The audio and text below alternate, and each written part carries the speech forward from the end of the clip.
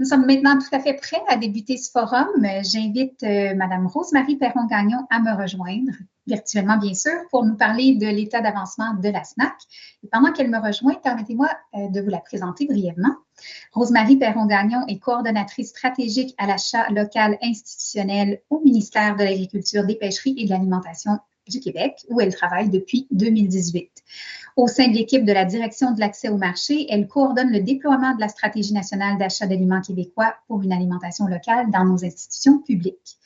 Agroéconomiste de formation, elle a également effectué des travaux de recherche au cours desquels elle s'est intéressée à la chaîne d'approvisionnement des fruits et légumes frais au Nunavut dans une perspective de sécurité alimentaire. Rose-Marie, je vous cède maintenant la parole pour une brève présentation sur l'état d'avancement de la SNAC. À vous. Merci Isabelle. Bonjour tout le monde. Ça me fait tellement plaisir de vous savoir ici en si grand nombre. Aujourd'hui, vous aurez l'occasion d'entendre différents intervenants témoigner de ce que ça représente concrètement de s'engager envers l'achat local, mais je vais d'abord prendre un moment avec vous pour parler rapidement, très rapidement, de la SNAC et de son avancement. Donc, vous le savez peut-être déjà, mais on a une très belle industrie bioalimentaire au Québec. On a un milieu agricole qui est encore très orienté sur le modèle de ferme familiale, puis notre industrie de la transformation alimentaire est reconnue pour sa qualité et sa diversité. C'est un secteur qui est important pour la province et ses régions puisqu'il représente 12% de tous les emplois. Il est tellement important qu'il exporte 54,2% de sa production vers les marchés extérieurs, principalement pour des productions qui excèdent la demande locale. Néanmoins, on importe une grande quantité d'aliments, 9,8 milliards en 2022, soit une augmentation de 22% par rapport à 2021. Sans chercher à démoniser le commerce international, ces données-là nous montrent qu'on est choyé au Québec. On a un secteur bioalimentaire important et compétitif sur les marchés et qu'avec de la volonté et une concertation accrue, on peut certainement augmenter la part de nos approvisionnements locaux. Il y a de la place à l'amélioration. C'est qu'en fait, l'achat local, surtout lorsqu'il est institutionnalisé dans nos établissements publics, a un impact multidimensionnel positif sur nos sociétés, que ce soit pour le soutien à l'économie locale, pour la plus grande fraîcheur et qualité des produits consommés, pour la réduction des impacts négatifs du transport ou pour le renforcement du sentiment d'appartenance et de fierté. On a vraiment tous à y gagner. Et c'est à l'État de montrer l'exemple. D'ailleurs, l'adoption de pratiques d'approvisionnement local, c'est une opportunité tout indiquée pour améliorer la qualité nutritive et la durabilité de l'offre alimentaire de nos établissements publics. Ce sont ces principes-là qui ont amené le MAPAQ et le gouvernement à lancer la Stratégie nationale d'achat d'aliments québécois à l'automne 2020. La vision qui est portée par la SNAC, c'est d'amener et d'outiller les institutions publiques des réseaux visés à prioriser les aliments québécois dans leurs approvisionnements autant que faire se peut. Pour ça, les établissements du réseau de la santé, de l'éducation et de l'enseignement supérieur sont appelés à s'engager en effectuant le portrait de leurs achats alimentaires, en identifiant des pistes d'amélioration puis en se fixant une cible d'achat d'aliments québécois. Pour soutenir les établissements publics, mais aussi les entreprises bioalimentaires, il y a tout un écosystème de partenaires qui a été mis en place.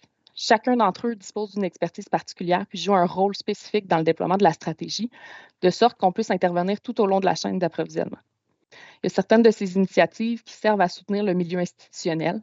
On peut penser, entre autres, aux parcours d'innovation qui sont entrepris par quelques CIUS et CIS de l'Est du Québec avec l'aide de l'ITHQ pour pouvoir s'approvisionner régionalement. Il y a aussi le financement de plusieurs projets structurants dans différents établissements de santé et d'enseignement supérieur. D'autres initiatives visent plutôt à rapprocher l'offre et la demande, comme par exemple, ça a été le cas de la journée de découverte des produits québécois qui a eu lieu en mai dernier lors du Salon international de l'alimentation à Montréal. Ou bien encore la multitude d'activités de maillage et d'événements qui sont organisés par les tables de concertation bioalimentaire en région.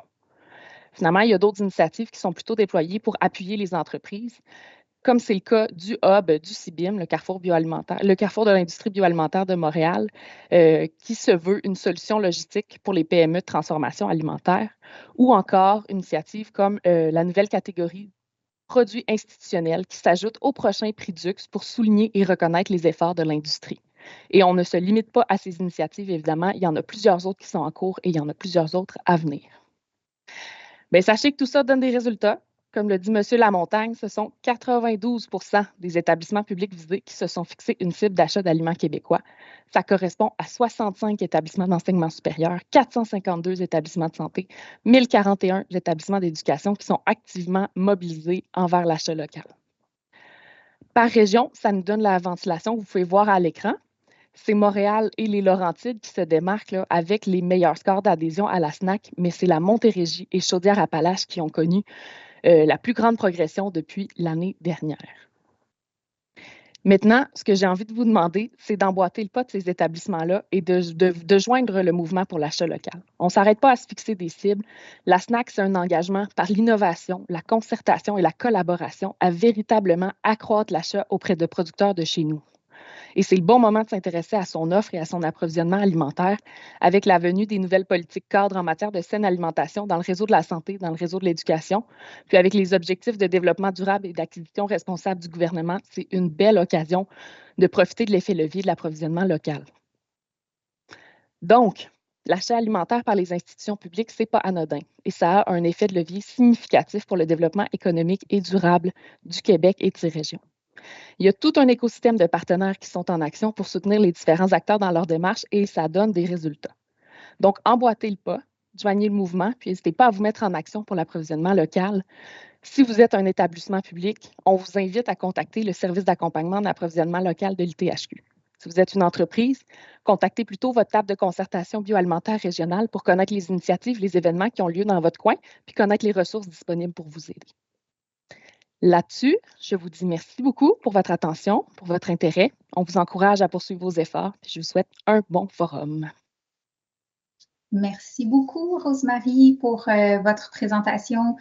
C'est toujours intéressant de voir d'année en année la progression de ce beau programme-là et je vois que ça continue d'avancer. Donc, merci à vous et merci évidemment à tous ceux et celles qui y contribuent directement.